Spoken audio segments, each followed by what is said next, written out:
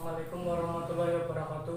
Sugeng enjing pamirsa, kula Marita Lantiarno temriki kula badhe maos pawarta tentang banjir.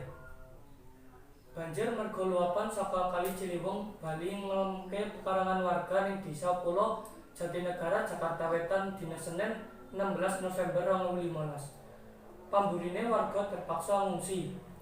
Banjir iki ngrumpatne buntut munggahe rain banyu ning Bendung Katulampa, Bogor akibat udan deres minggu wengi 15 November 2015. Malah dhuwur rai banyu ning Bendung Katulampa sempat ketok 210 cm utawa berstatus siaga 1. Saka pantauan petugas, Senin esuk banjir kedelok ngrendhem pekarangan warga paling utama sing cedhak karo lokasi proyek normalisasi Kali Ciliwung. Perumahan sing cedhak karo lokasi proyek normalisasi kaya teng RW 3, yakni RT 3 lan RT 4 ngalami dampak sing paling parah. Amarga banyu saka Kali Ciliwung ngliwati tanggulan sing urung rampung lan nglemke omah warga.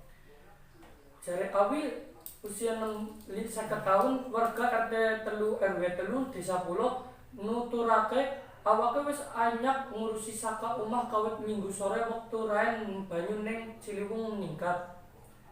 Wis saka wingi sore aku teras ngungsi wae menyang rusun Jatinegara Kulon, tembung Awi wektu niliki omah sing kebanjiran.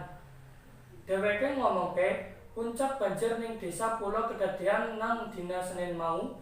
Dheweke ngirake omahe kelelep banyu nganti sadhuwure 2,5 meter. Camat Jatinegara Budi Setiawan nuturake sakabehane daerah Desa Melayu nganti gebuk 6 esuk mau rata-rata kelelep banyu kanthi dhuwur 50 ngantos 150 cm.